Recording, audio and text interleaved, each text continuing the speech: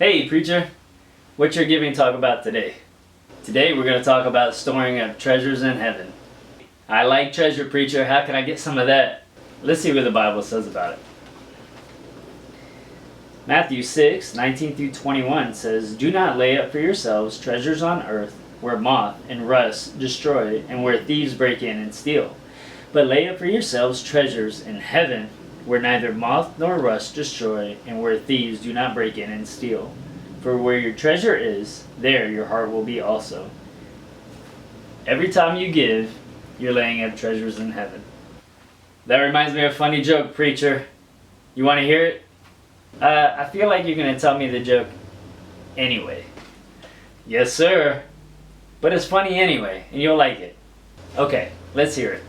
Alright, preacher. Here goes the joke. So there was this guy, he died, and he went to heaven, and St. Peter, he met him at the pearly gates.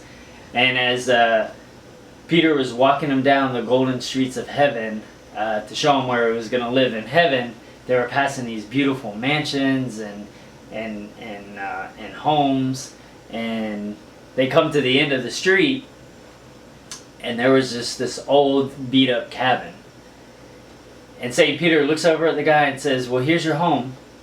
And the guy was just confused. He didn't understand. He was like, "How can this be my home? We pass so many mansions and beautiful homes that I can live in.